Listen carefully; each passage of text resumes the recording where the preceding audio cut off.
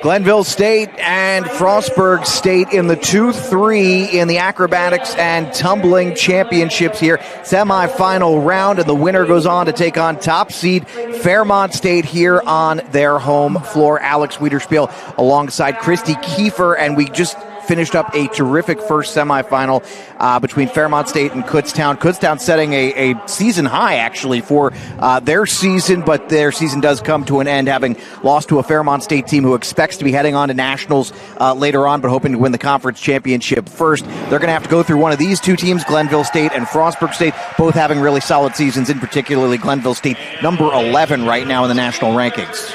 Yes, it's an exciting day, and I think that at the end of the day, after we finish this meet, we will find out who that other team's going to be, and it's a quick turnaround time for them because they're going to meet again tomorrow at 6 o'clock. Quick turnaround time plus individual events coming up tomorrow here. That'll be at noon, and the championship meet at 6. So we'll have two events tomorrow for you as Frostburg State and Glenville State getting ready to get started here in mere moments. And we do have, I believe we're going to meet the players from Glenville State. Let's hear from the Glenville State Pioneers first. Amelia Underwood, senior, Bridgeport, West Virginia. Carrie Remy, senior, Spencer, West Virginia. Kinley Stanley, junior, Nashville, Tennessee. Justin Duckworth, junior, Worthington, West Virginia. Ryan Albert, junior, Fairmont, West Virginia. Trinity Cozzolino, freshman, Chesapeake, Virginia. Delaney Rosales, senior, South Elgin, Illinois. Similar Bonner, sophomore, Ramsey, Minnesota. Elsa Skinner, freshman, Virginia, West Virginia. Emma Bothell, freshman, Grand Forks, North Dakota. Sammy Root, freshman, Thornton, California. Taryn Colvinson, junior, Greensboro, North Carolina. Julian Hine, sophomore, Clawson, Michigan. Meredith Taylor, sophomore, Fairmont, West Virginia. Sydney West, sophomore, Ramsey, Minnesota. Aubrey Ward, sophomore, Huntington, West Virginia. Samantha Bragg, senior, Lincoln County, West Virginia. Giovanna Filosa, sophomore, Bridgeport, West Virginia. Savannah Duckworth, senior, Worthington, West Virginia. And of course, Glenville State led by a couple of all-conference players. We'll talk more about that coming up. Let's meet the Frostburg State Bobcats, coming from Frostburg, Maryland, and competing as the 3 seed today. Callie Miller, graduate student, base tumbler, Frederick, Maryland. Morgan Bopp, senior, top tumbler, Chambersburg, Pennsylvania. Allie Hunt, sophomore, base tumbler, Kings Park, New York. Elle Ongren, senior, base top tumbler, Ferndale, Michigan. Caitlin Green, graduate student, base tumbler, North Wales, Pennsylvania. Lana Marie Cepeda, senior, top tumbler, East Brunswick, New Jersey. I'm Bailey Minifield. I'm a sophomore. I'm a top base and tumbler, and I'm from Chandler, Arizona. I'm Grace Whaley. I'm a sophomore and base and tumbler from Annapolis, Maryland. My name is Cameron O'Neill. I'm a sophomore at base and tumbler, and I'm from Cumberland, Maryland. Hi, my name is Delaney Clark. I am a sophomore. I am a base, and I'm from LaVale, Maryland. Hi, I'm Emily Brooks. I'm a sophomore. I'm a base, and I'm from Harpers Ferry, West Virginia. Madison Oliver, sophomore, base top, Sayreville, New Jersey. Hi, I'm Joanna Welch. I'm a junior. My position is a top and tumbler, and I'm from Leesburg, Virginia. Julia Welch, junior, top tumbler, Leesburg, Virginia. Hi, my name's Lainey Brown. I'm a senior base from Pensacola, Florida. Abby Shiflett, senior, tumbler, Gainesville, Virginia. Hi, I'm Alicia Monterey, senior. I'm a base tumbler. I'm from Lowell, Massachusetts. Hi, I'm Carly Gleason. I'm a sophomore base from Ocean City, New Jersey. Ashton Evans, senior, base top tumbler, Angola, Indiana. Caitlin Perry, junior, base from Frederick, Maryland. Ryan Fisk, sophomore, base and tumbler from Chandler, Arizona. Michaela Ellis, junior, base tumbler, Edgewater, Maryland. Ella Joseph, freshman, base and tumbler from Frederick, Maryland. Reagan Smith, junior, top from Rock Hill, South Carolina. Naramas Rodriguez Lugo, freshman, top base tumbler from Frederick, Maryland. My name is Ani Sabunjian. I'm a freshman. I'm a top and a tumbler, and I'm from Montgomery County, Maryland. Hi, my name is Fathia Sharif. I'm a sophomore. I'm a base, and I'm from Montgomery County, Maryland.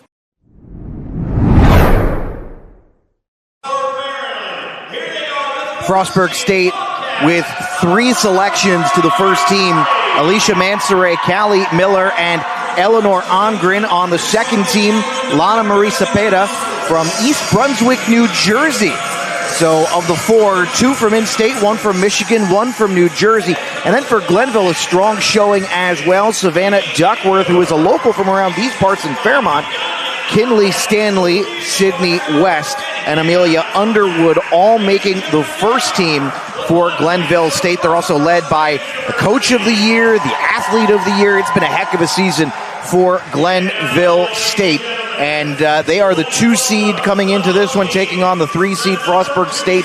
The winner set to take on Fairmont State, the number 1 seed, who advanced by a score of 261.235 to 223.740. We just got to see that one, Christy. Fairmont State, not their high for the season, but as you mentioned, you don't want to peak early. Oh, exactly. And again, we have a 5-panel officials here, and normally we have 3, so we know scores are going to be a little bit tighter, from that perspective. And again, it's all about timing, right? So got to peak when you need to. Glenville State, the number 11 team in the nation. And we'll step aside here on Mountain East TV. When we return, we'll have the start of the first event here in Fairmont. Back in a moment. We'll get underway here in moments. Glenville State and Frostburg State. What are your expectations, Christy, coming into this one? I think we're going to see a very good meet today. As again, you said we have the 2nd and 3rd place teams together, and within our conference, I think that regardless of who goes against who, you're always going to see good competition that day. I think that they're ready to go. They're rested. They have the second meet of the day. Give them a little bit more time, but then again, whoever wins this is going to have a little less time turnaround for tomorrow as well.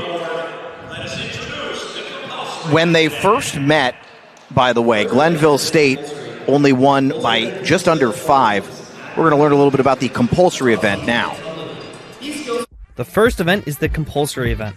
The compulsory event consists of 4 heats: an acro heat, a pyramid heat, a toss heat, and a tumbling heat.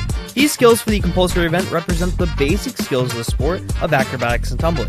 In this event, each team will execute the same skills for direct comparison. Each heat begins with a starting value of 10, and the officials will be looking for execution, body positions, and stability of structures.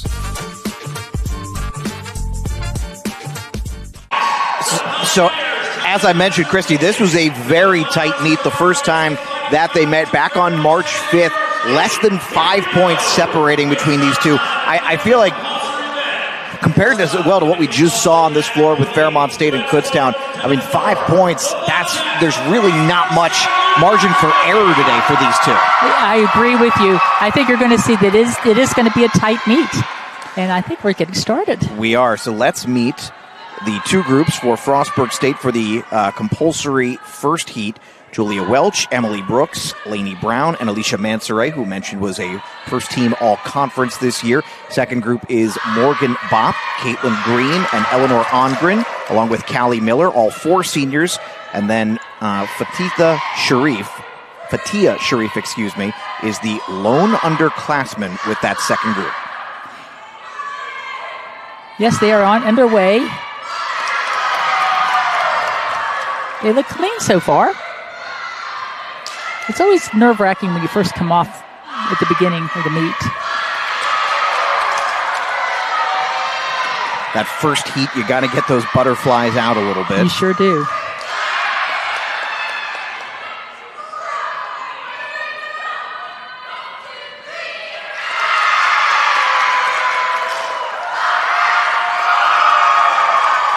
Was Bopp and Welch at the top, by the way, for those watching. Yeah, they one of the structures had a little bit of instability, and coming from the top. And again, we have officials that are just focusing on the tops, and we have officials that are just focusing on the bases as well. We have a 5-panel judge, 5-panel officials, and so you have 2 of them will be looking at the tops and 2 will be looking at the bottoms. So now number 11, Glenville State, the Pioneers, led by MEC Coach of the Year, Taylor Broadwater, will send out their first 2 groups for the compulsory acrobatic heat. So Amelia Underwood, Riley Lowther, Delaney Rosales, Sydney West. That's Group 1. Group 2, Kinley Stanley, Alyssa Skinner, Meredith Taylor, Savannah Duckworth, and Jessalyn Duckworth. Yes, Allison, we're in this compulsory part here. The start value is a 10. It's across the board, it's the same.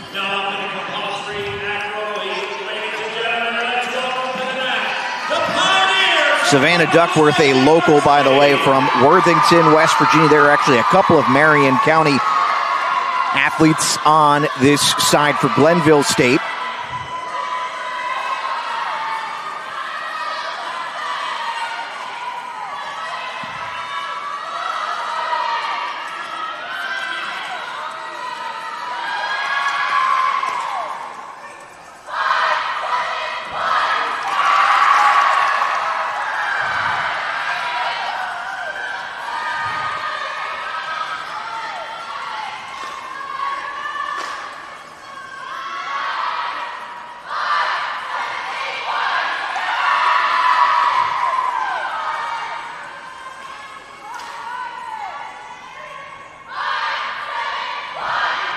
First thoughts there, Christy. Yes, they're looking very strong as well. One of the bases had a little bit of stability issues, and same with the top. Again, these are just minor scores, minor deductions you're going to see within those scores. You are comparing apples to apples. Each team is doing exactly the same thing with the same start value. So we really can do a good comparison, between the two teams during the compulsory event. Yeah, the start value for both, in fact, all 4 heats here, the start value will be 10, so the value for the entirety of the event is 40 for both schools. Correct. Kind of see where you're coming out at the gate. So while we get set for, they're going to finish their tallying over at the officials table. Frostburg State, 2 groups here. Morgan Bopp, Callie Miller, Caitlin Green, Eleanor Ongren, Ryan Fisk, and Madison Oliver. And that's going to be the first group. The second group, Ani Sabunjian, Alicia Mansoure, Ella Joseph, Nairamis Rodriguez Lugo, Caitlin Perry, Lainey Brown, and Fatia Sharif.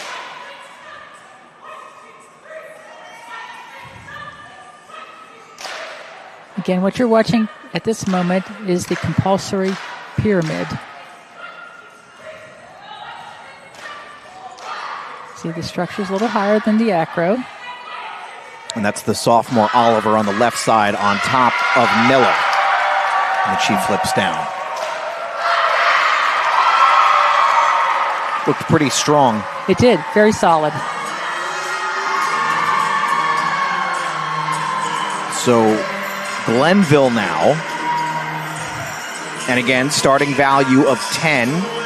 Group 1 will feature Amelia Underwood, Kinley Stanley, Sydney O'Connor, Taryn Colfinson, Meredith Taylor, and Savannah Duckworth. Group 2 will feature Carrie Remy, Riley Lowther, Delaney Rosales, Alyssa Skinner, Sydney West, Aubrey Ward, and Jessalyn Duckworth.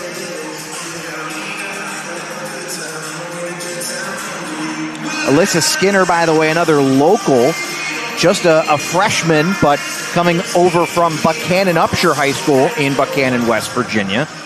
So again, strong North Central West Virginia flavor to this Glenville State side.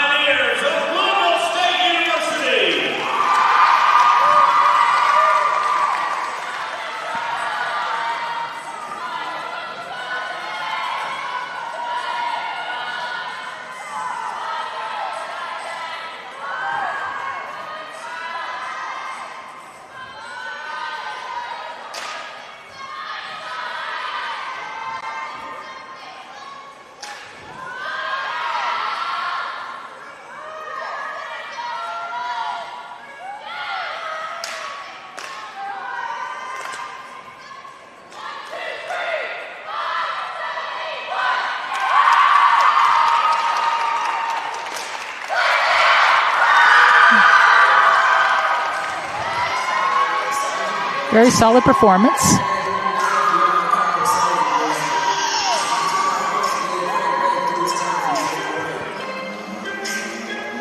You can see the replay here. For the most part, looked fairly synchronized. Yes, it did. You can see the counter in the center, and that's what they're going by to work on that synchronization. You see some big smiles come out when they finish. That'll bring us to the toss.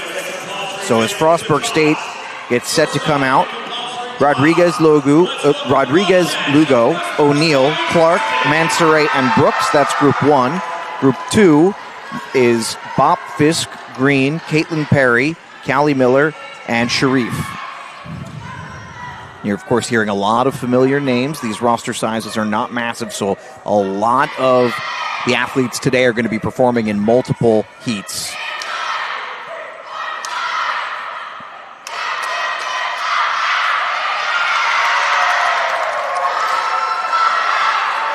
Yes, Alex, just see in some events you do have some crossover rules that they can't cross over from one heat to another. And so there you see a little more of a mixture of a few that will switch in and out. But overall, you do have many athletes are just strong in multiple areas. So they're going to be, coaches are playing to their strengths, and they're going to look at how they can strategically place them in the best position which is suited for the team and that event. Frostburg State led by Katie Amador in her 5th season, a graduate of Alderson Broadus, former Mountain East Conference school that has since been defunct. And now let's take a look at the Glenville side in the toss. This is our first event, 3rd heat. Underwood, Remy, Stanley, O'Connor, and West, who we've seen multiple times already. And Riley Lowther, Aubrey Ward, Colfinson, Taylor, Savannah Duckworth, and Jillian Hine.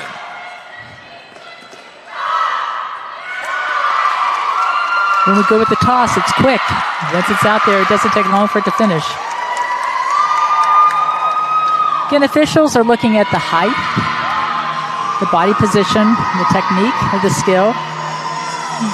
Officials are also looking at the bases, making sure they don't move, looking at their extension on the tosses. That brings us into tumbling. So Frostburg State, Ani Sabanjian, Bailey Minifield, Ramis Rodriguez Lugo, Cameron O'Neill, Abby Shiflett, Caitlin Green, Ellie Ongren, and Morgan Bopp.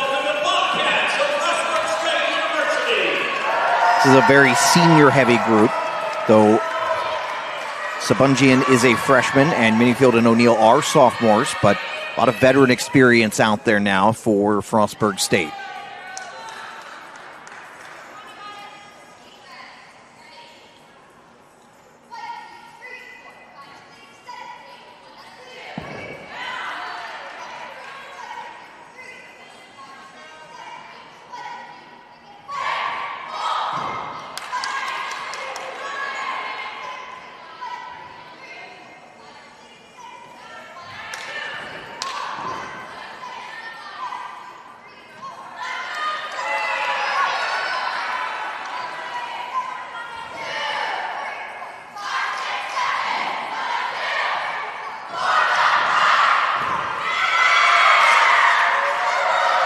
Overall, I think we saw a good, solid performance in the tumbling. We do have a tendency to see scores a little bit on the lower end during this, because you have to remember that officials are looking at not only technique but also synchronization. And as we see that you have 8 different athletes on the mat, it's hard to keep 8 exactly together, right? So that's where those little tenths of a point come up with deductions. So that will do it for Frostburg State in the first event of 6 here. Glenville State will now feature Amelia Underwood, Kinley Stanley, Trinity Coltolino, a freshman by the way, Sydney O'Connor, Samantha Root, Meredith Taylor, Sydney West, and Savannah Duckworth. So 5 underclassmen in this group, including 2 freshmen, Coltolino and Root. And again, I think many times we look at the year where they are in school, depending upon the depth of our team, and are they tumblers or are they not tumblers? And So sometimes we rely on the freshmen for new people, and sometimes we have to rely on the older ones, the ones that have been there for a while.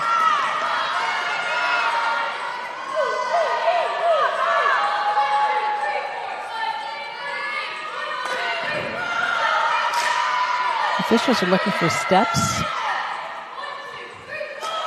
Feet together, legs together.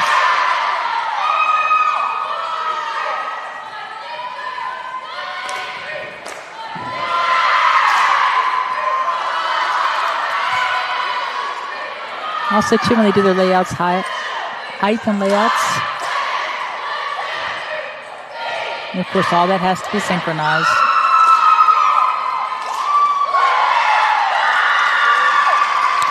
All right, so there you go. First event is officially in the books. Yes, we'll wait here for a minute, and we'll receive our scores from the officials, and then we'll know how everyone stands at this point.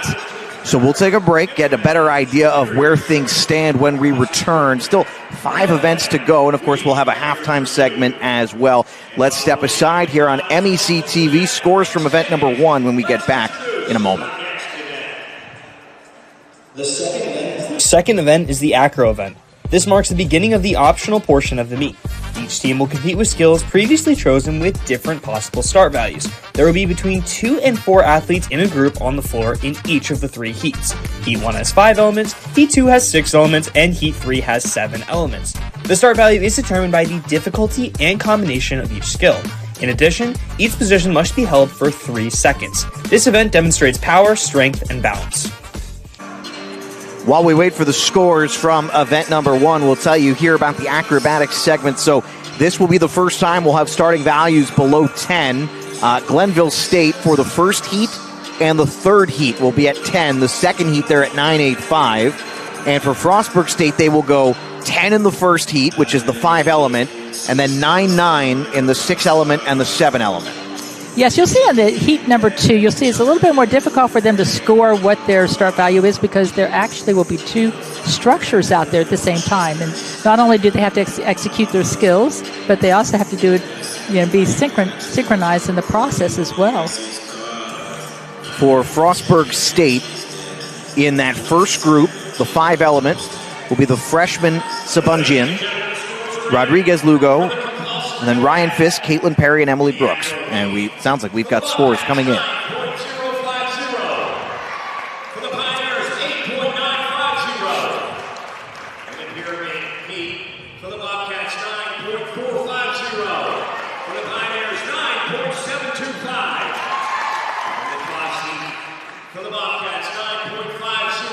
Again, when these two met back in early March, the decision was by less than 5 points for Glenville.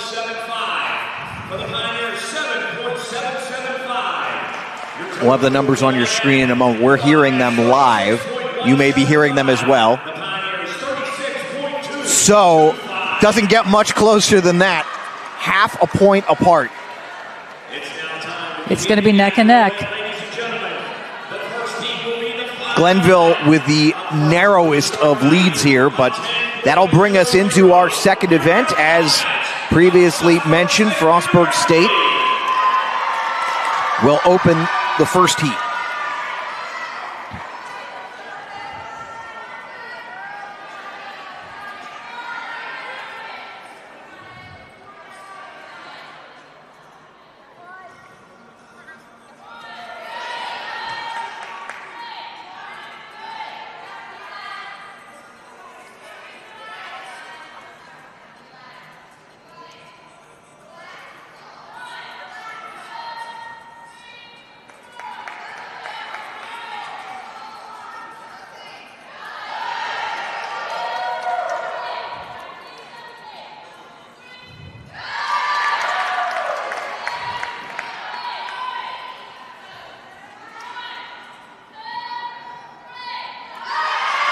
But Christy, that looked like a very strong finish after a shaky start. Yeah, again, these athletes practice these skills over and over again. And they may do that 99 times without an error, but doesn't count to that one time when you're out there. And we also don't know, and I looked like Sabunjian has a wrap on her upper leg. We don't know either how healthy they are at this point in the season.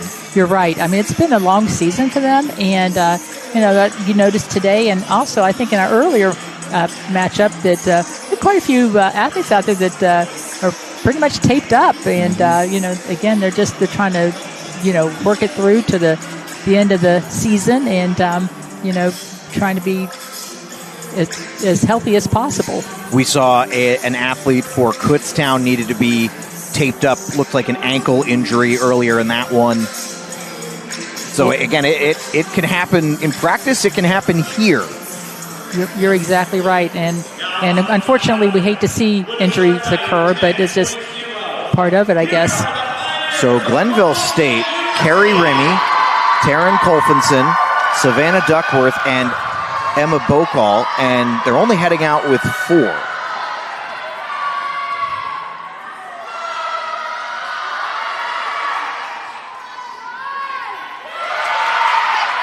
And again, they may have an athlete that interchanges in and out, and they don't have a counter specifically, but that's all they're doing. So,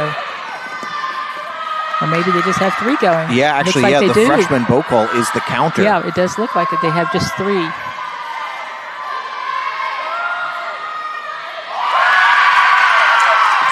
Taryn Colfinson getting a very large round of applause.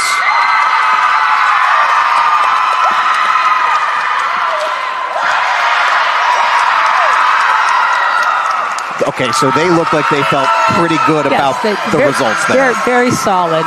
Again, when they hit each element, it has to be held 3 seconds. And that's where you'll see when they hit that handstand, they'll hold 3 seconds. And as they descend down into the straddle, they have to hold that 3 seconds. Savannah Duckworth and Carrie Ramey, of course, as well. Yes, you see good body position.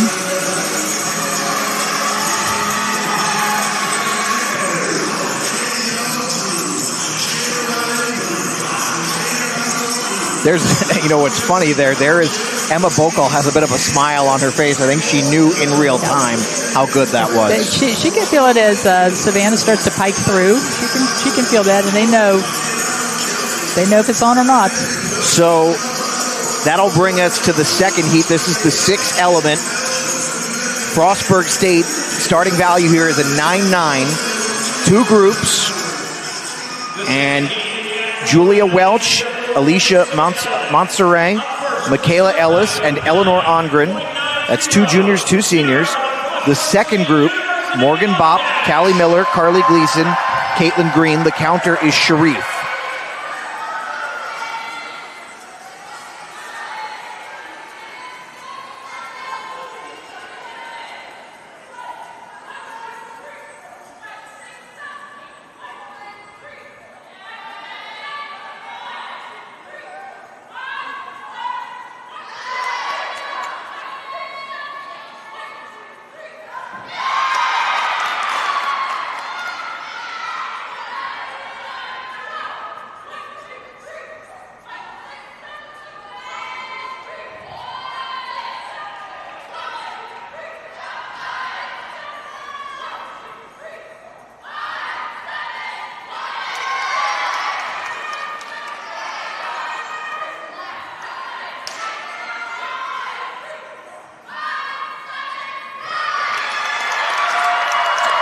One of the things you mentioned to me before we got on the air today was that, obviously, you bring in a 6'6" offensive lineman, they're going to be pretty strong. But in terms of size to strength ratio, these athletes might actually be some of the strongest on their respective campuses. I agree. Yes, I think that you could go to any strength and conditioning coach at any of these institutions, and they will probably tell you the same thing. That they're in the weight room, they work hard, and they're not only talented, but they're strong as well. All right, so let's take a look now for Glenville here. Group 1, Amelia Underwood, Kinley Stanley, Alyssa Skinner, and Sydney West. So 2 underclassmen. In fact, it's 1 freshman, 1 sophomore, 1 junior, 1 senior. And in the second group, Delaney Rosales, Samantha Root, Jillian Hine, and Meredith Taylor. Jesselyn Duckworth is the counter here. They're getting ready to take the floor. Get a better idea in a moment. Of course, only 3 heats in this event, so we'll actually have a pretty quick turnaround time to the 3rd event. And the scores in this one, as you're watching at home, note that it basically, with so little margin for error, that every error is pretty critical here at this point. Yes, it is. Especially when you're head-to-head and neck-to-neck, because you don't have that leeway. And you got to find a way to stay loose is the other challenge as well, knowing how close the score is.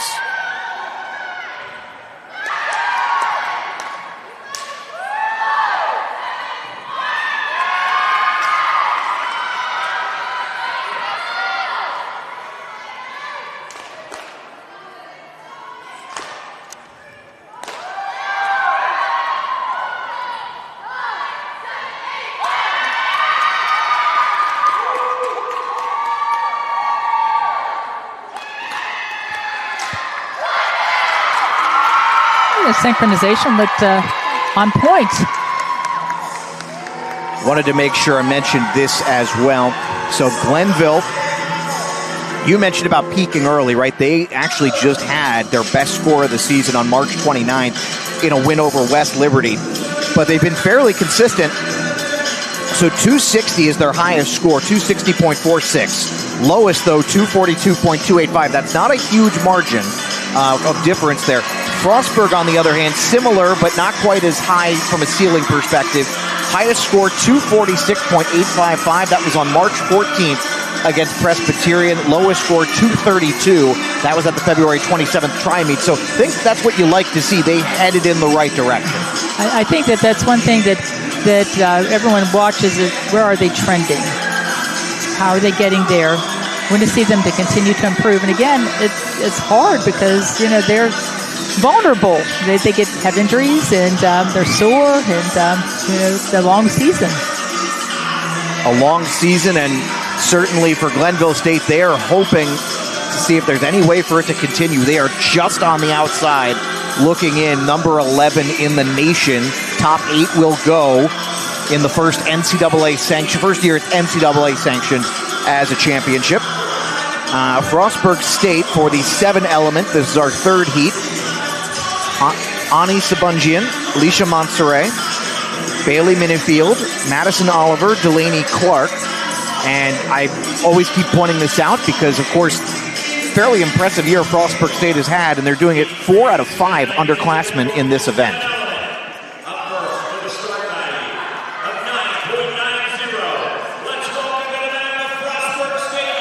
Okay, as we look at Frostburg, they do have a 9.9, as you said earlier, start value. So if they end up scoring a 9.9, that would be perfect for them.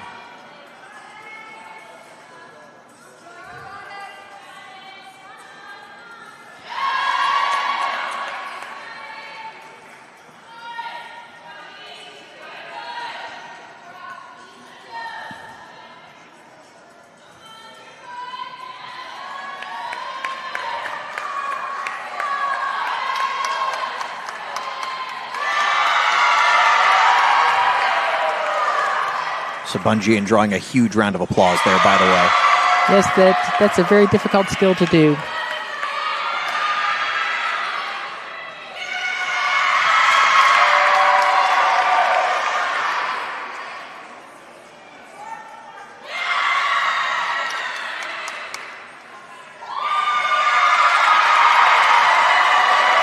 And again, we're looking at those elements. You have to meet all of those elements. So that's why sometimes maybe you'll see at the end where they did a toss to hands and then they dismounted. They didn't do anything off of it because they've met their elements. They don't need to. So we have reached the final heat of event number 2. And Glenville, again, only coming out with 3 for the 7 element. This will be Amelia Underwood, Riley Lowther, and Sydney West.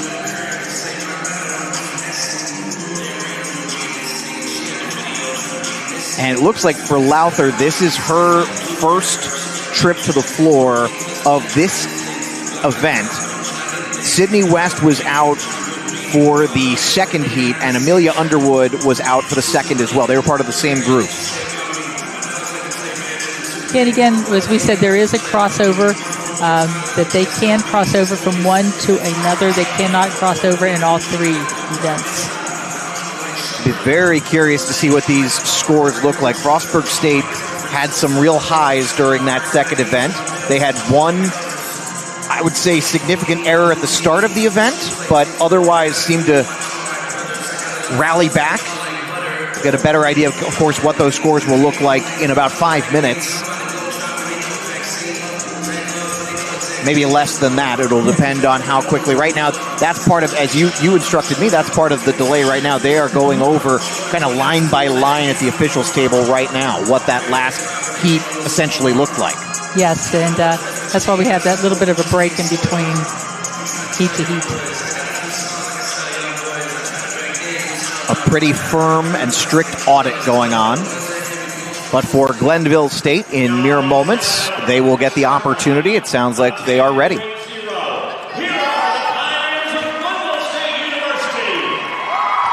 Sydney O'Connor will be the counter here.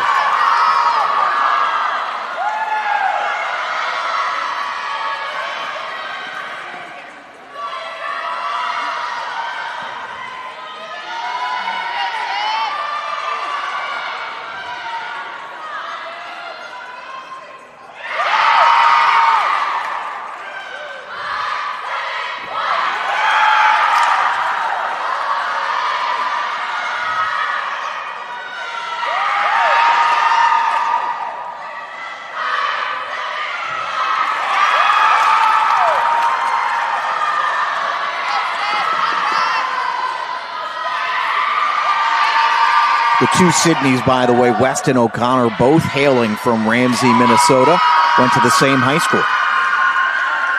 Must have come in a package deal. What do you think? I would say that's a good question for Taylor Broadwater when we get a chance to talk to her at halftime. Great.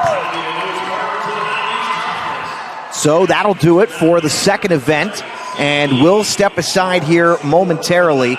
And when we return, we'll get a better idea of what the scores look like. After the first event, Glenville led by half a point. I don't think we're going to have an idea of who's going to win this one until all 6 events are done, and who will move on into the championship. That we'll find out as this develops. Alex Wiederspiel and Christy Kiefer here with you. We'll step aside on MEC TV. There was an adjustment to one of the compulsory scores. So Glenville State is now up by .200, 0.2 after the first event. The second event scores are in.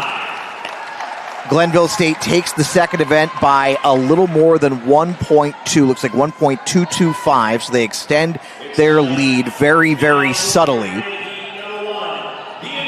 That's a very, very strong event for Glenville State.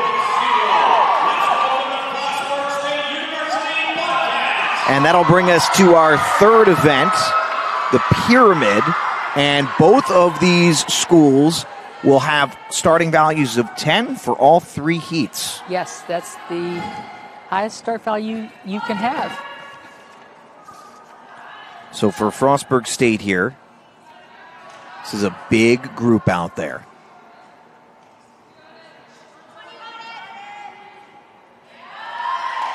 And Sabungian at the top.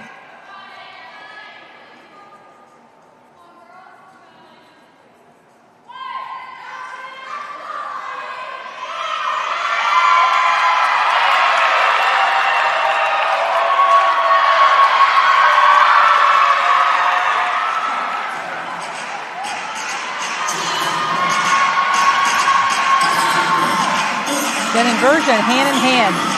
That's a difficult pyramid to hit solid without having any movement.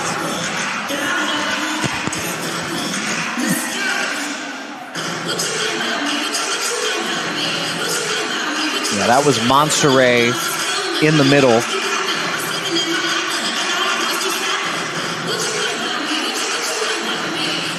how important is height in this as an element in this one?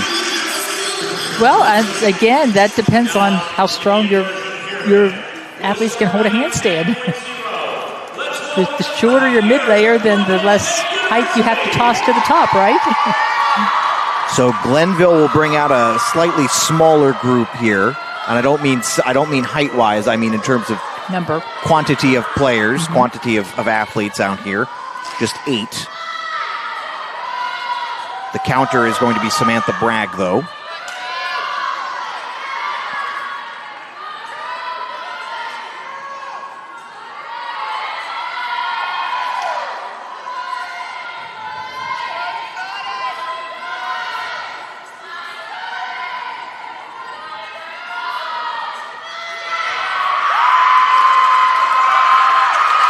Savannah Duckworth.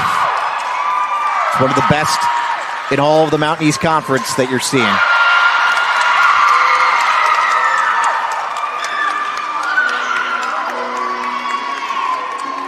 And it's nice to see these teams each year. It's like they're upping their game with the level of difficulty, especially when we look like at pyramids. We're seeing a lot of, hand in hands, and same thing even with acro that we haven't seen in the past few years. And again, it's just recruiting those athletes that have those prerequisite skills that they can train to execute these new pyramids for them. All right, so there are 3 heats to the pyramid. The second heat is next. Again, reminder, all starting values are 10 for both schools in all 3 heats. And again, this is a large group, so we're not going to go over every single one of these athletes. Sharif is going to be the counter for Frostburg State here.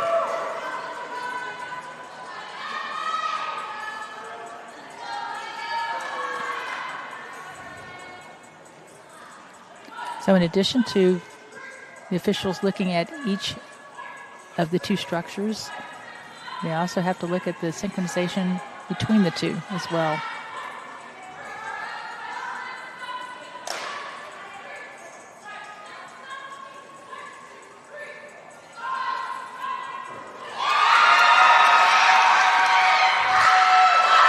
When they come down to the floor to dismount, you can tell if they are together or not. If they hit right at the same time, then you know, okay, that synchronization on the dismount was pretty good. You can hear it, really, yes, yeah. Absolutely.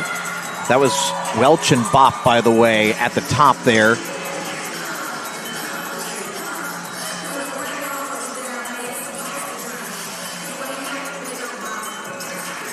Callie Miller and Ryan Fisk in the middle there, number 10 and number 4 in the 2 structures. Glenville State going to send out, again, a slightly smaller group. Jesselyn Duckworth is going to count, and it'll be almost identical to the first group. Underwood, but with Kinley Stanley. No, excuse me. Stanley was out there as well. Aubrey Ward was not out there for the first heat.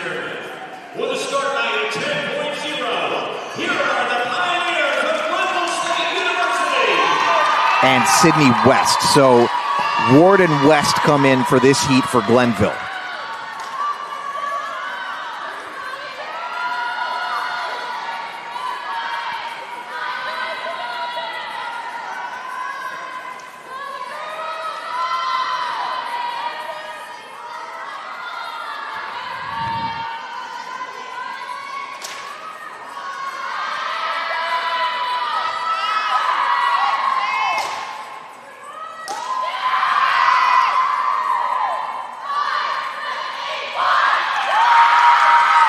You can see that they really did the same pyramid.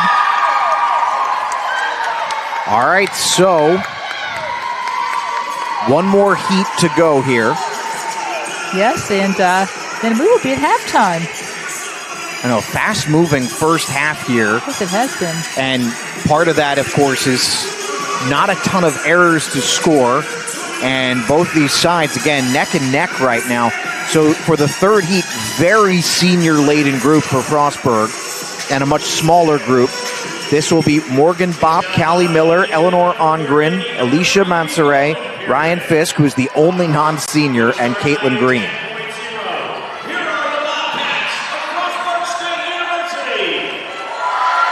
can see how quickly when they move from one heat to the next, how quickly the scores go. So you know that's a pretty high score.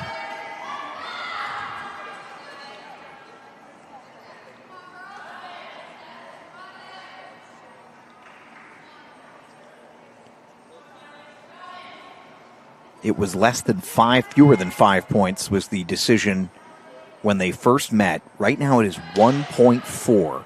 So if that gives you an idea of what we're talking about in terms of what mistakes will mean.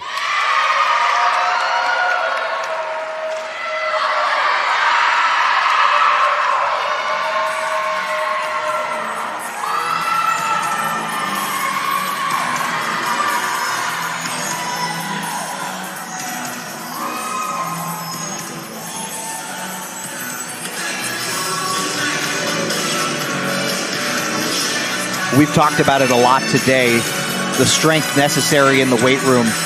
How many times a week do you think they're in the weight room specifically working on legs and core to do this? Well, I'm not in there with them, but depending upon, the time and, with the strength and conditioning coach that they have, and do they have someone that's external or is it someone on their staff within their program? I'm sure they're in there at least a minimum of 3 times a week. I would have to guess. A minimum. That might be a good question for the coaches. I'd love to know what the training regiment is like.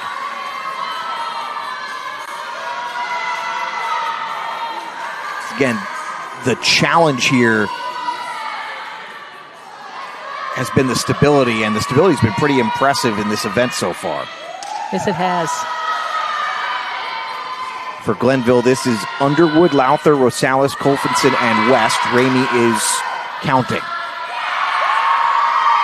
West is at the top, Rosales in the middle. Look good. Very good. That will do it for the third event, and that brings us to halftime. And, of course, we'll have to take a minute or two to find out the scores. But as noted, this has been not a huge amount of time in between the two sides going, so there haven't been a lot of errors scored. No, I agree. I think that they both have been executing well, and just watching them, I think that the coaches seem to be very happy as well. We just have to watch their reactions, and you can tell that they're pleased with what they see. Yeah, that's a good observation. That will take us to our halftime break, but we are going to talk with Taylor Broadwater, head coach of Glenville State, in just a moment. We'll also get a chance, I believe, to chat with Katie Amador, the head coach of Frostburg State. All coming up.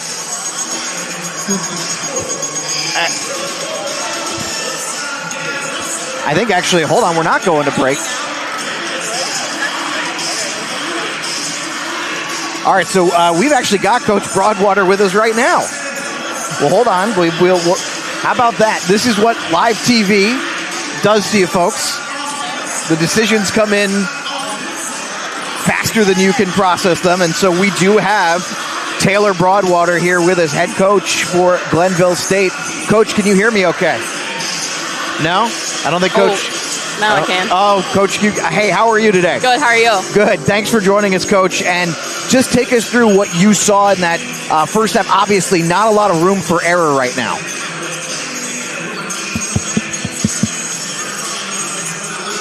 Frostburg's a great team, and I'm proud of what my girls are executing right now on the mat. Yes, Coach Broadwater, we've had a great time watching this, and we've seen what looks like a very solid performance so far. How do you feel about it? Are you really pleased with everything they've done up to this point? Yes, I'm very proud of my girls and happy with everything that they're putting on that mat right now. And the goal today was to come out here and execute and have fun, and I think they're doing just that. One last question for you, Coach. Just settle a debate, less a debate, more a conversation. We're curious, what level of strength training goes on in the weight room to be able to do some of the impressive things that you're doing today? Yeah, honestly, we have a great strength coach, and he works with our girls 4 days a week in the weight room and just working on sport-specific skills and everything that can help them through the meet and getting through this weekend. Okay, we said at least 3, so that feels pretty good about that. Yes. Thanks, Coach. Good luck the rest of the way. Thank you so much. All right, now we'll go ahead and take our break, friends. We'll be back right after that. That's Coach Taylor Broadwater from Glenville State. And we'll be back. It's halftime. We do not yet have scores from that third event, but as soon as we do, you'll know it. Back in a moment. Glenville State is the number 11 team in the nation right now. They're the number 2 team in the Mountain East Conference Tournament. Welcome back in, everybody. Thank you for being with us. Alex Wiederspiel alongside Christy Kiefer, and the Glenville State Pioneers are probably on the outside looking in, but still a chance to get there. It's going to be a bit of an uphill climb, but a chance. They would certainly have to start by winning this tournament, I imagine, and getting a few other things to break their way. One thing there is no question about is who's going to be at the very top. Everything you've told me about Baylor is that they are just almost robotic in the way that they perform. Just one of the very, very best year in and year out.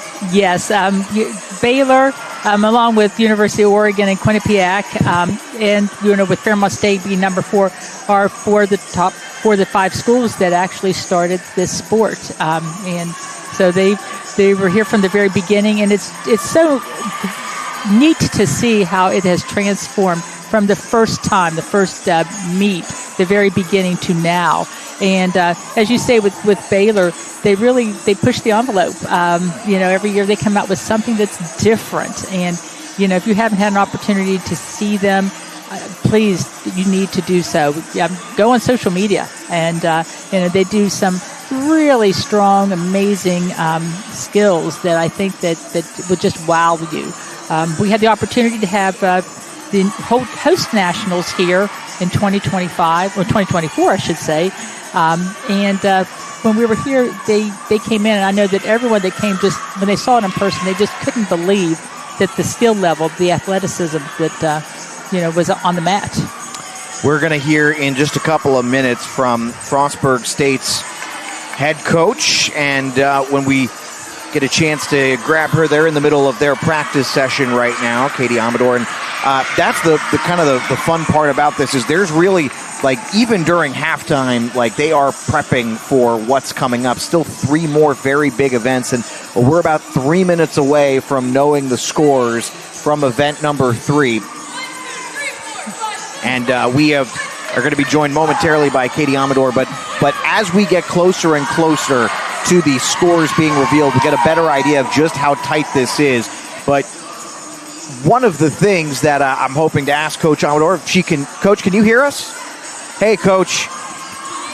And wanted to mention, Coach, that the margin for error in this one is incredibly tight. Yes. The first time that you guys met this season, it was under 5 points difference, and it's very, very tight right now. How do you stay loose knowing that there's so much on the line each heat? I think at the end of the day, you go back to your training, you really focus on, trusting yourselves, trusting your teammates, and just knowing that you put in the work, and at the end of the day, it's going to show whenever you go out on the mat. Great. Katie, it's just so great to see you again. Same to you. And, we've been sitting here watching this, just the tumbling and everything, and we're looking at the scores, and I'm just been explaining to Alex that, how important it is to recruit great tumblers. Yes. And so could you walk us through a little bit how you go about that? I think whenever I'm looking for a tumbler that has grit, I'm looking to see, if they do have any mistakes whenever they are competing, kind of how they bounce back from that. It shows a lot about their character, and I'd rather find an athlete that has a lot of character and just overall wants to be better versus talent. You can develop talent at the end of the day, but having somebody that wants to always put in the work and do the hard things at the end of the day, it's kind of rare these days. Wonderful. Coach, one final question for you. You had 4 players recognized as all conference, 3 first team, 1 second team. What does it mean just to have these players or these athletes recognized for their achievements? Yeah, all of our athletes that did get recognition this year put in a lot on the mat, and they are key players for us. For them to be recognized for that, I think throughout the entire MEC and everybody that just get nominated is awesome because, we're just a small little team, but to be able to have that recognition and for them to be applauded, I guess, at the end of the day, you could say is something that is monumental for them because their entire career is just acro, and they love and they live and breathe this sport. So for them to get that is just an accomplishment for them to kind of end their senior year with as well. Coach Amador, thank you so much. Good luck the rest of the way. Thank you very much. All right, that was Frostburg State head coach Katie Amador, and we are moments away from the start of the second half, which means we are about to hear the scores in a few seconds here. And once those come in, we'll have them for you. So we'll take a break here in Fairmont, come back with the scores from the third event and for the first half in totality. Back in a moment on MEC TV. At the rate we're going, there's no chance we're going to know the winner until the final event. Glenville State narrowly edges Frostburg once again. They now extend their lead to 2.1 so far on the meet, but you can see the numbers there. And Christy, it's just Glenville had a near-perfect third heat, as did Frostburg. Look at that, 9.925 to 9.850. Yes, we knew that it was going to come out neck and neck, and this whole first half has just really been entertaining. Very entertaining so far. And again, as I mentioned, so 2.1. And that is actually on pace to be less than the difference between the first time they met. And as noted, where the largest portion of points will come into play will be in the fifth event and the sixth event. Essentially, if you look at the going down, I'm just looking at those numbers now. I mean, more than half of the points available in this event, in this meet, come from those two events alone. Yes, I think that's where we see things start to separate a little bit, because the start values do change at that point, especially when we get to the tumbling.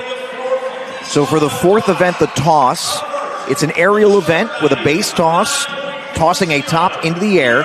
The top performs a flipping or twisting skill. 2 solo toss heats and 1 synchronized toss heat. And of course, a perfect 10 for starting values is possible. And all 3... Well, nope. Actually, Heat 1 for Frostburg has a 9.4. You are correct, yes. Mm-hmm. The only perfect start value of 10 is this first one for Glenville. So we'll get to that in just a moment. That for Frostburg right there, though.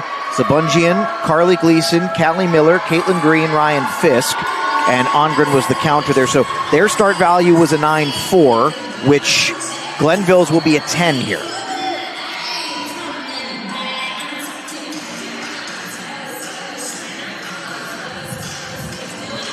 It's very difficult to get to a 10.0 start value in a toss. And for Glenville, so they'll send out for this first heat Amelia Underwood and Carrie Ramey, along with Kinley Stanley, Sydney O'Connor, and Savannah Duckworth. And the younger Duckworth, Jessalyn, is counting here.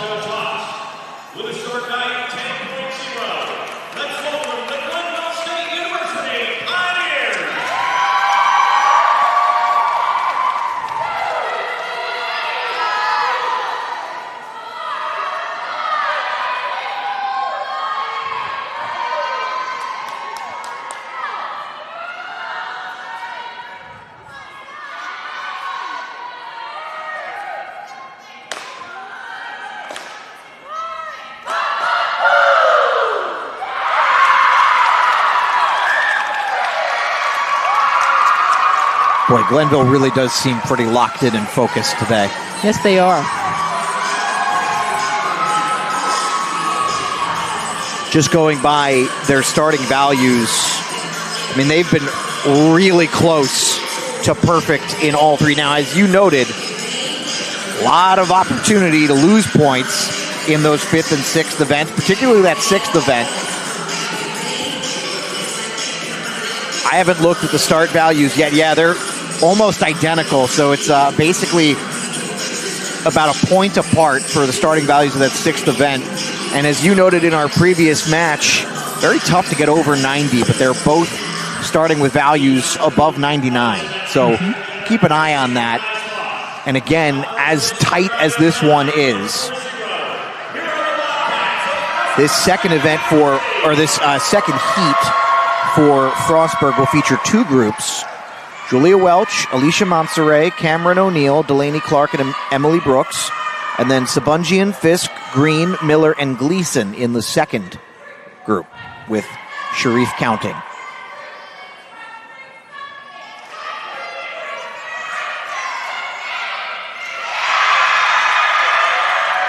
How tight did that look?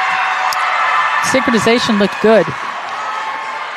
Let's see the replay. Of course, we had an advantage to that where the officials don't. That's right.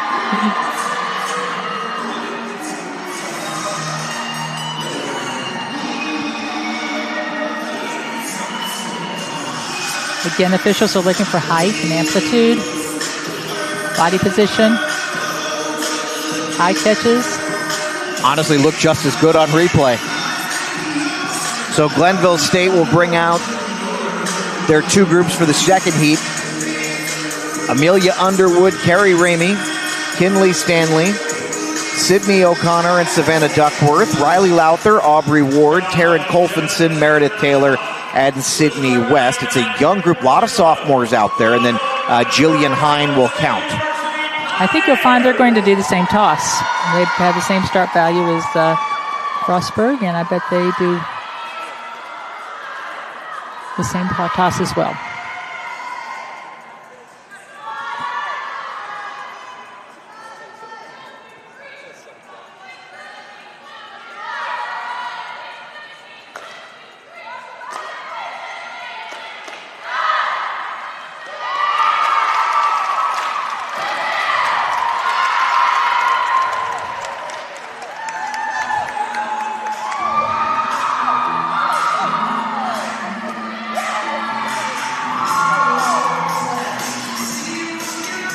Sometimes you watch some of the teams about this point in the meet, they start to lose a little bit of their energy, but we're sitting right by the Glenville State Pioneers, and they are just so excited, and you can tell they're really pumped. I think they know there's a real opportunity,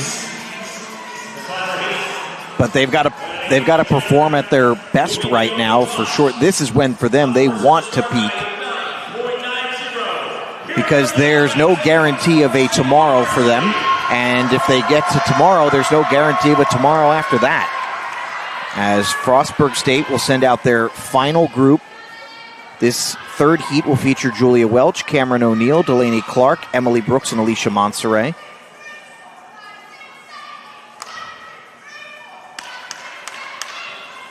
That's Madison Oliver on the count. With her start value of a 9.9, she did a layout salto 720. And that is their highest start value, and actually higher than Glenville's 9.4. So the expectation for Frostburg here is that they're expecting to at least win this heat. And they've got to find a way to start making up some points. Granted, they're not in any danger in this tight of a match of falling out of it, but obviously knowing that you're trying to make up points right now, that's the goal. Again, you can only control yourself, so they just have to go out and execute what they do very well. Riley Lowther, Aubrey Ward, Taryn Colfinson, Meredith Taylor, and Sydney West make up this final group. Delaney Rosales, the senior, is counting.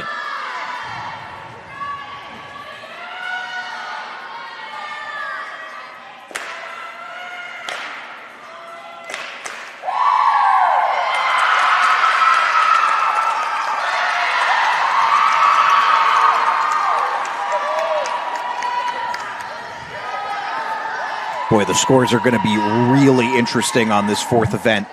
We're going to know here in a moment. You'll see the replay here.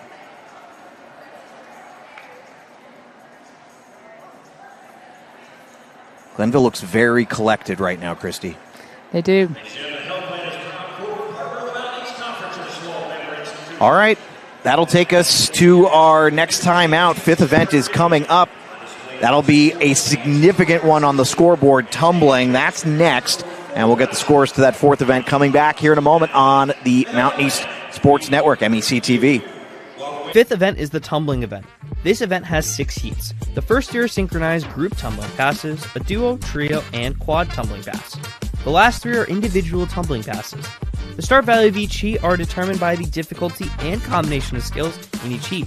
Officials will be looking for body position, continuity of skills, and technique in each skill. All right, the scores are in, and again, extremely narrow, and Frostburg State did indeed win the third heat. They fall behind, though, in that one. Glenville State wins it by 1.625. No, I'm sorry, 0.625. So a narrow victory for Glenville State there. So that only expands the lead just a little bit here after the fourth event. But now a lot of points up for grabs here. And as you mentioned to me off the air, this is where, if you're Frostburg here, your goal, you don't want to make any mistakes, and you're hoping Glenville might make 1 or 2. Yes, again, it comes down to start values and execution. So for the duo there, the tumbling duo for Frostburg of Naramas Rodriguez-Lugo and Bailey Minifield, the starting value was 835. For Glenville, Trinity Coltolino and Savannah Duckworth, a starting value of 955.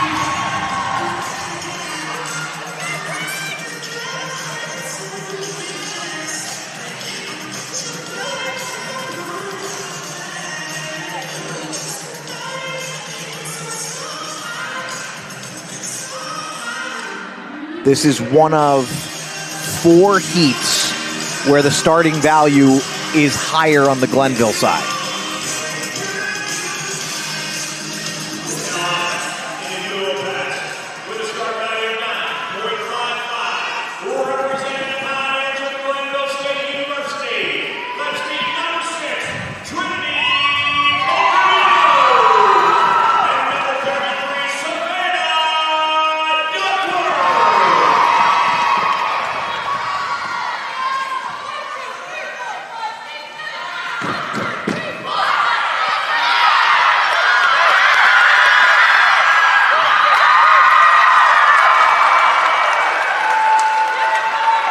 Well, if there was a mistake there, I didn't catch it, Christy. Well, we didn't catch it, but we'll just wait and see what the officials say, right? The officials, yeah, that's up to them. But the reaction, from what we could tell from the Glenville side, the reaction from the coaches, and the reaction from the athletes themselves, I think they look pretty pleased with that. And the replay, I think, does them justice. Yes, their synchronization looks good. I'm sure that the officials will see a few technical errors. And again, like we said, we always see technical errors, don't we? Nothing comes out perfect. Very seldom, especially in tumbling. This is the trio. For Frostburg State, Ryan Fisk, Julia Welch, and Grace Whaley here. Fisk is in the middle. Welch is on the right. Whaley is on the left.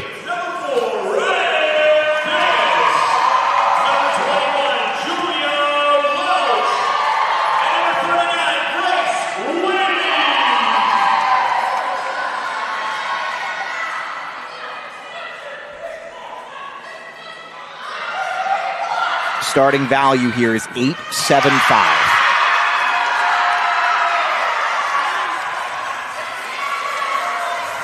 Amador looked pretty pleased.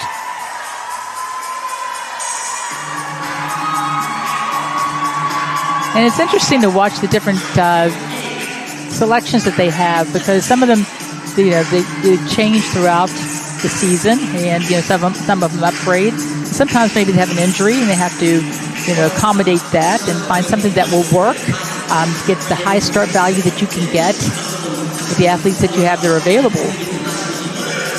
So for Glenville now, Kinley Stanley, Sydney O'Connor, Sydney West, also a starting value of 875.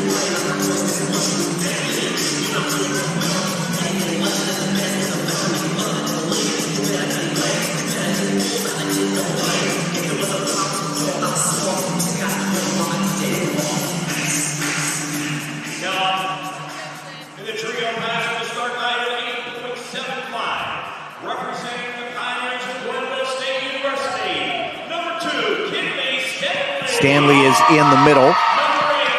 O'Connor is on the left. West is on the right.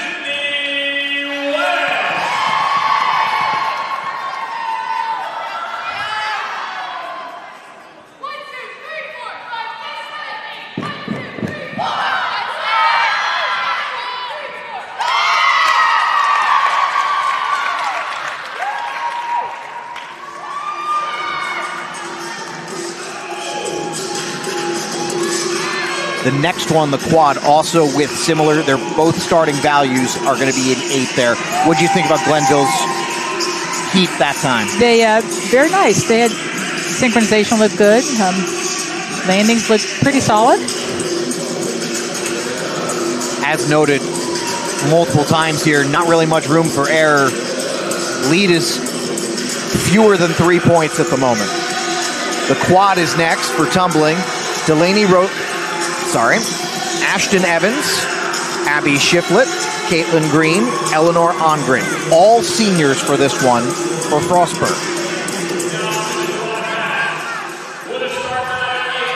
And there's a little less room on the mat now with 4 of them.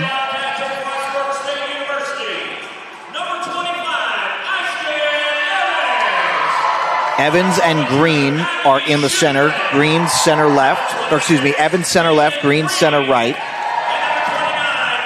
Ongren is on the far right, Shiflett on the far left.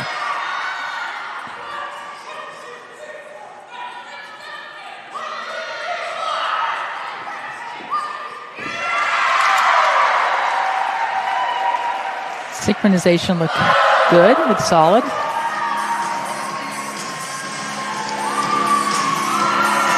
Again, the more athletes you put out there and the more difficult the skills you have, the harder it is to sync them. So now we switch, and this is where Glenville may be able to create some separation here. So this is the aerial pass, and their start value is a perfect 10, but we've got one more quad pass first. Oh, excuse me. Yeah. So for the quad, it'll be Delaney Rosales, Samantha Root, Jillian Hine, and Meredith Taylor. Rosales, go ahead. No, and they have a start value also, the 8.0. So they'll be doing a layout, salto, with a 360 twist. I'm allowing the number 4 to get into my head, the quad, but the 4th heat is not the quad. Right. Got that number 4 going, right? Yeah. So Rosales is center left right now. Root is to her left, or to her right, but Root is on the far left.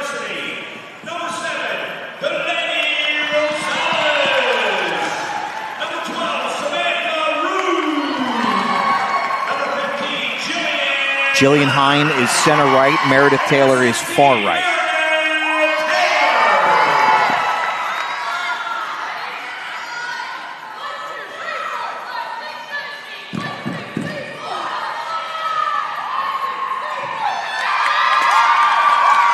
The lack of room didn't seem to bother them. Now that will bring up the aerial pass. Yes. And so this is where I was mentioning before, Glenville has a chance to create some separation here. Their start value was a 10. So obviously for Frostburg, they need this, with a start value of 9.25, they need this to be about perfect. That is correct. This is where we see a lot of separation that does take place. And again, you've got to look at those start values and see what their ability level is and see if they can execute. Nairamis Rodriguez Lugo will do the aerial pass for the Bobcats.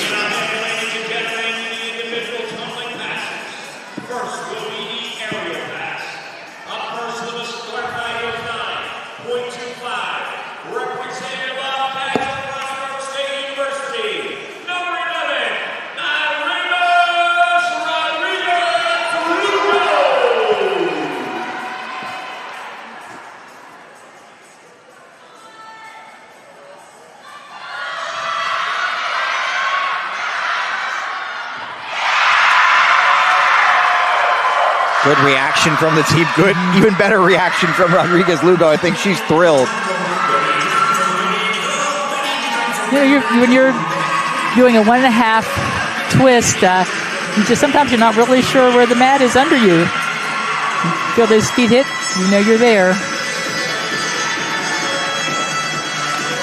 So Savannah Duckworth, MEC Acrobatic and Tumbling Athlete of the Year.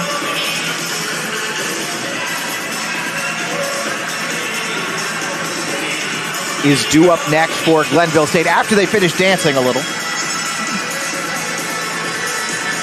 Using their downtime very well while we wait for the officials to finish up with their audit.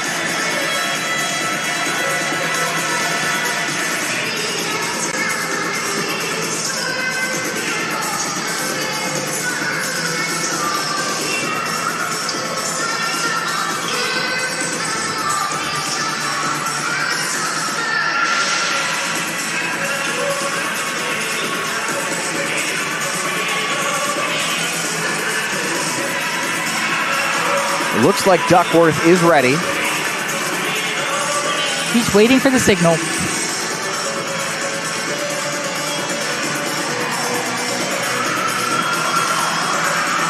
Now, as you noted to me earlier, they can choose where they want to start from, correct? That is, as long as it's on that side, their own side of the mat.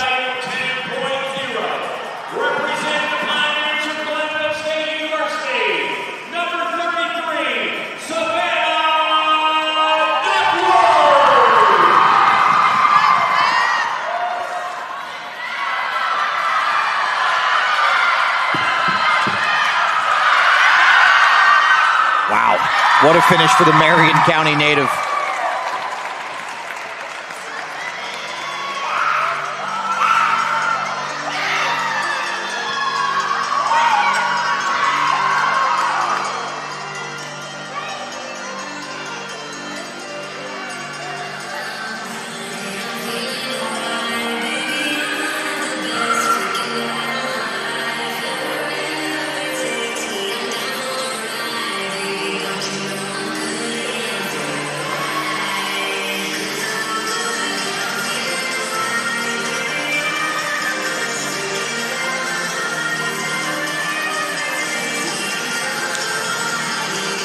We've got 2 more heats to go in tumbling. So for Frostburg State, we're going to see Bailey Minifield next, and comes in with a starting value here of 8.6. So again, this is the part of this 5th event where there's some separation in those starting values. Now in this event, they have to do 6 elements.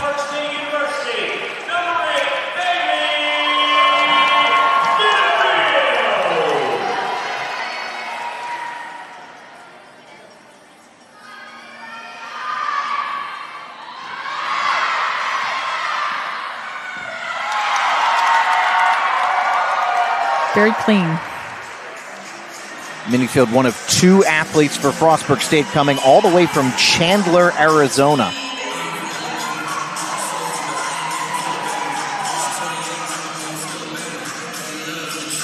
And we have so many different disciplines that our athletes come in from for acrobatics and tumbling. Some are gymnasts, some are cheer, some are divers. We have some that are even women wrestlers. We have all types, track and field. And then you can pretty much see many times where their strengths are and know where they were coming from just by watching maybe the way they tumble, okay? Or if they happen to be a base and they've been in the weight room a lot and developed that strength. You just mentioned women's wrestling as well, one of the fastest growing sports. Also, much like acrobatics and tumbling, just wrapped up their first year in the NCAA.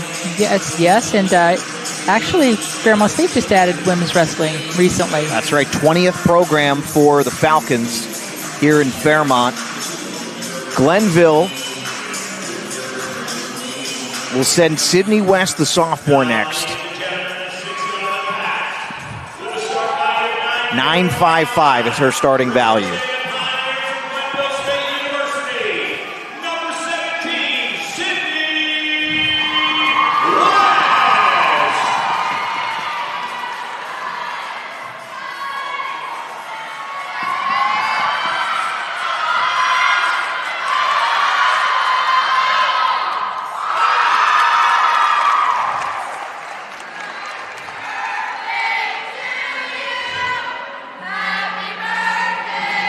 Sounds like they're singing happy birthday to Sydney West.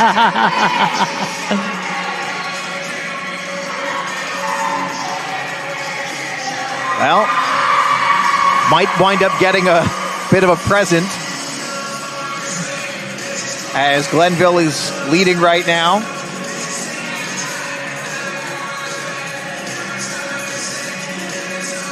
And right at the end there. Yes, she went off her line of direction a little bit, and a little deep step. Of course, that'll be a minor deduction, I'm sure, at that point. We just have to look and see where, and again, the prime example, Frostburg started with an 8.6 and looked really pretty clean. And, we noticed that she had a few little deductions there, and she had a 9.55, so we'll have to see where they come in relationship to each other. So, Ani Sabunjian, the freshman, will do the final heat here.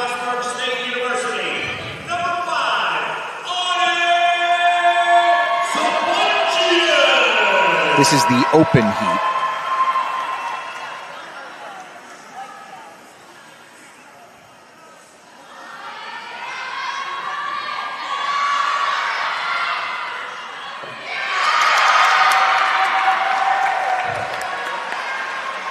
And again, for the open heat, that you can do your choice, however many elements you want. So, Frostburg now will hope that they got as close to that 51.55 mark. That's their value for the whole event. Meanwhile, Glenville, this is really where they can create some separation, as mentioned. They have a starting value. This is only one of 2 spots in this event where they have a heat with a starting value of 10, and it's the freshman Trinity Coltolino about to step up.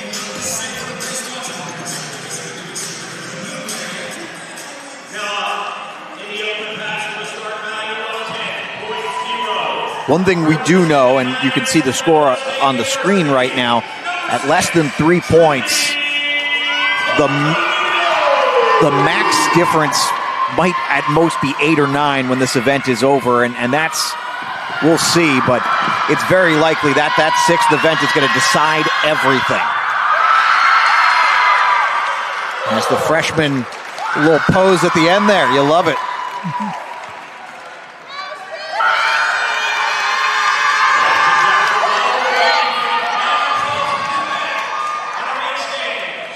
So that is it. 5 events in the books. And even if Glenville, whether or not their lead was extended, which I think likely based on the starting values it probably was, this final event, this team event, this is going to decide who advances. Well, and again, between the tumbling and the team, yes. We're down to the end, and you can see how important the second half of the meet is. If you can get any type of a lead during the first half, that will help you. But ultimately, it's who crosses the finish line at the end. Individual championships at 12 tomorrow, and the championship meet at 6 tomorrow right here in Fairmont on MEC TV. We'll have more from this semifinal meet when we get back on the other side of this break on MEC TV. The 6th event is the team event. This event encompasses everything you just watched in the first 5 events. The team event features up to 24 athletes on the floor at one time, performing skills in acro, toss, pyramid, and tumbling in a routine set to music. Key items for officials to evaluate include synchronization of skills, stability of the structures, body position, and technique of the tumbling. This is a very fast-paced event, so be sure to keep your eyes on the mat. All right, so we have the scores in, and Glenville did do what they needed to do. Frostburg, to their credit, stayed pretty darn close to their starting value, as did Glenville. Pretty tight there, and about 3 points, a little more than 3 points for Glenville. So the lead now up over 6. We'll get to your totals in just a moment. Glenville State leads by 5.7. Oh man, my math. 5.975. And I will tell you the starting values, as I mentioned before, the starting values here for Glenville for this team event 100.85, Frostburg 99.52. So, Christy, take us through what this next 2 minutes and 45 seconds is going to look like. If you're Frostburg, what do you want to accomplish here? Well, you've got your start value. You know where your ceiling is.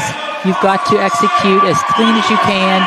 You've got to really pay attention to the details, the little things, the little steps in between, making sure you stay synced, making sure that your body position is good. And this is really hard because this is the end of the day, end of the meet for them. So they have a lot to really focus on, really test their endurance.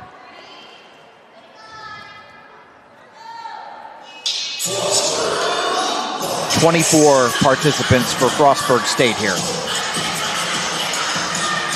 We're starting with the pyramids. And they have to have sync pyramids, and that's what they're knocking them all out here together. Those look good.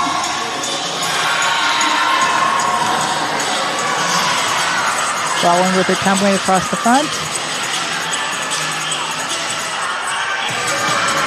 And we have some sync tumbling, standing sync tumbling.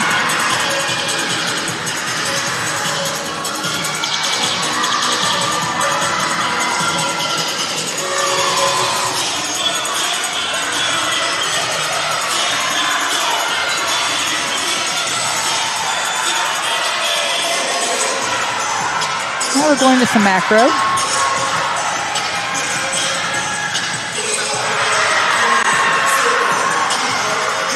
A couple of balance checks in that.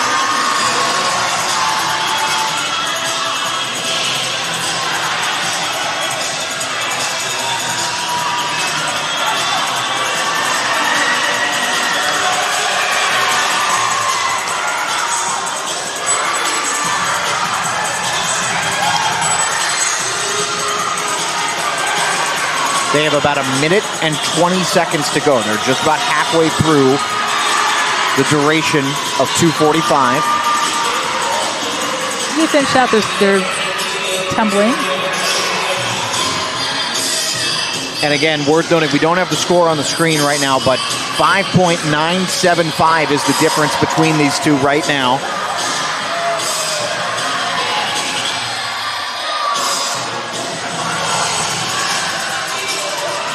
Okay, the second sequence of the acro.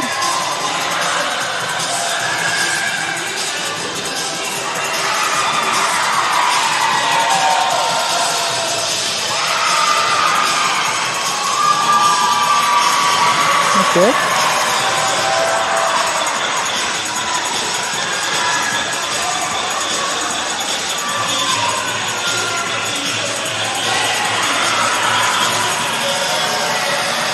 Looks like we have a couple tosses coming up. 20 seconds to go. The Bobcats will need a score of 78.255 to hit their season high. The part they wait for, the dance. When you hit the dance, you know that you're right at the end. All right, Frostburg State has put their best foot forward. This will be a 19 participation group for Glenville, 19 athletes on the floor.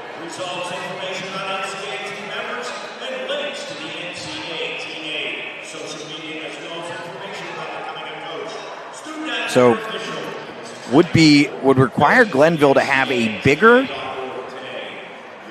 final score here in this event than Fairmont did in their final event, the number one seed. But 85.855 would get them to their season high. Great. It's definitely achievable. Frostburg would need a little less to get to their season high, but the big note there is, of course, their starting value, 99.52. To pull off a win here, they're probably going to be wanting to score at least in that 85 to 90 range, which, as you noted, it's pretty tough to get there. Mm-hmm.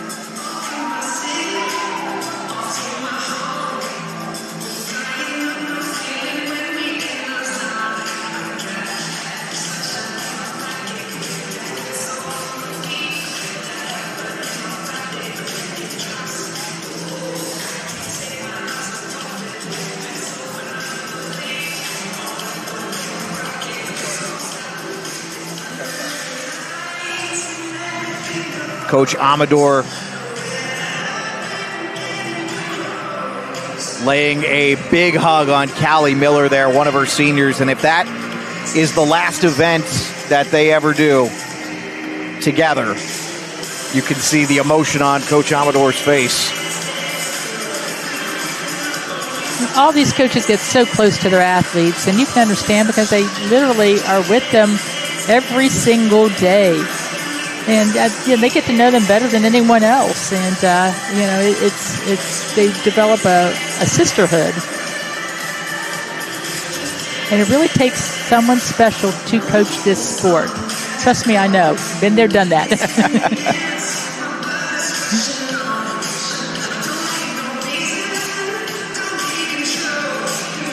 We'll see the Pioneers here in moments. They are set and ready to go, trying to stay loose here.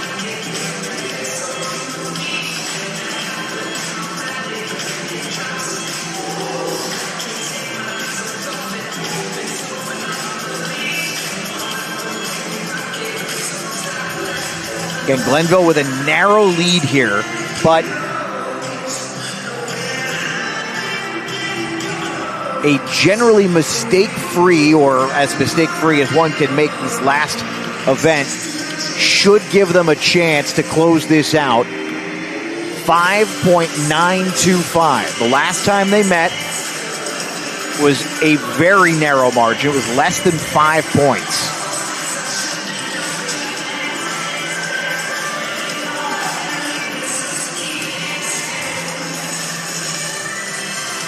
Glenville's average score this season has just been a shade under 254.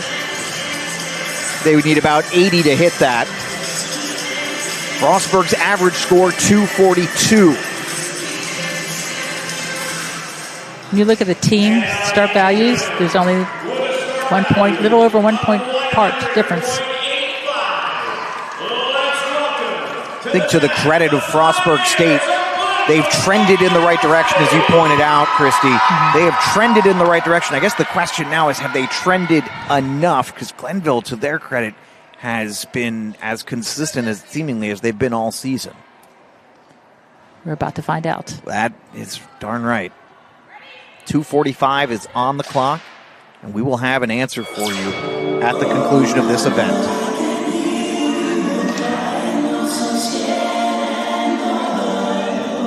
Like a third down in, well, I was going to call it Heinz Field. It's not Heinz Field anymore, but that's how we're starting.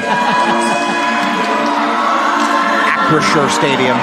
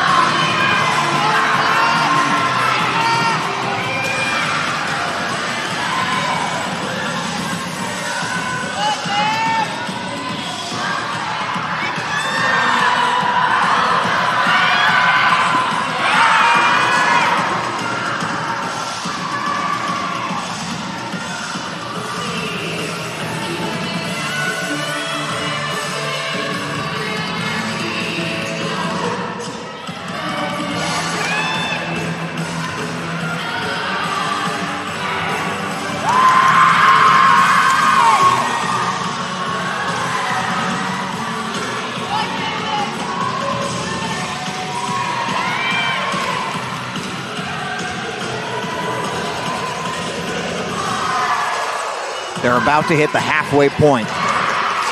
And they just completed their acro sequence.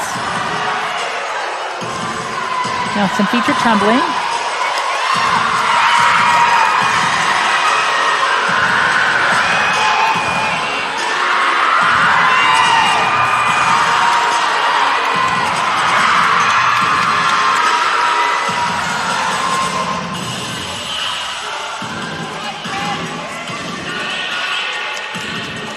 Winner of this one heads on to face Fairmont State tomorrow. Now, of course, many of these athletes will be back in action in the individual championships tomorrow at noon. Yes.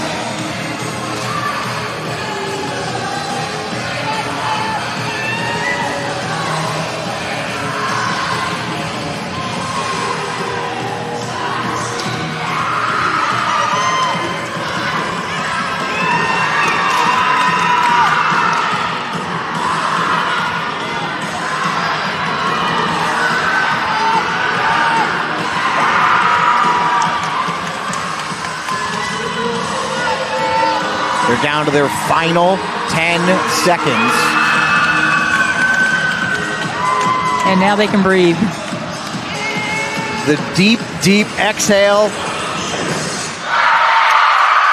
with 0.4 seconds on the clock, hugs all around, and we will have an answer here momentarily.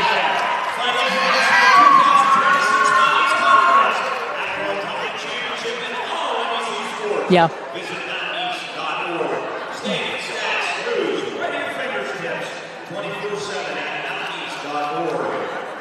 What did you think overall of that? I think they did a very nice job. They executed their skills well.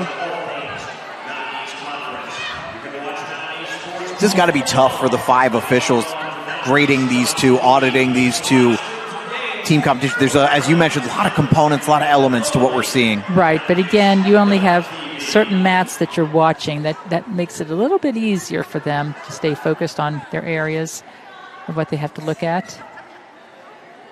So we'll have an idea momentarily who won this one. Again, the winner moves on to face Fairmont State, the number 4 team in the country.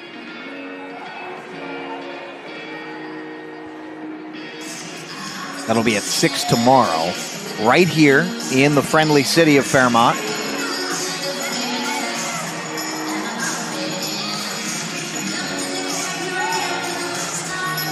Obviously, Glenville came in as a favorite. Glenville came in as a favorite, being the number 11 team in the country, but a strong showing from Frostburg State today. The question is, how strong? We'll get an answer to that when we come back. Christy and I will return on the other side of this break, potentially with your final score from this one. Back in a moment on MEC TV. Glenville State has just been announced as the winner, and the final event was extremely tight. We'll get the official scores in a moment. I was just listening in. They were about a point apart from one another in the final scores, but Frostburg State falls in this one to Glenville State, a 254-ish. Here we go, 254 to 240. Your math's pretty good there, Christy. 254, 475 to 249, 420. As you can see, Frostburg narrowly edged Glenville by 1.1 in the team event. So congratulations there, but not enough to overcome it. And awfully similar to the first one, this one decided by basically 5 points, 5.055. Again, almost as close as it can get, but Glenville does get the win. And I'm double checking here for Frostburg. That is their highest score of the season. So again, you want to peak at this time of year. There's no shame in that for Glenville. They run a little short of their high score. And if you're Glenville, you'd ideally like to save that high score for tomorrow. Yeah, absolutely. It's tomorrow evening. It's going to be a great meet. So if you can, try to make it. If you can't, tune in to us, and we won't disappoint, I guarantee it. Yeah, I got good news for you. If you can't make it here, Christy and I will be guiding you along, mostly Christy. We'll be guiding you along tomorrow, noon for the individual championships, and then 6 o'clock tomorrow for the conference championship meet between Fairmont State and Glenville State. We do hope that you will join us one way or another. Thanks again, everybody. And have a great evening. We'll meet again tomorrow right here on the MEC Sports Network, MEC TV.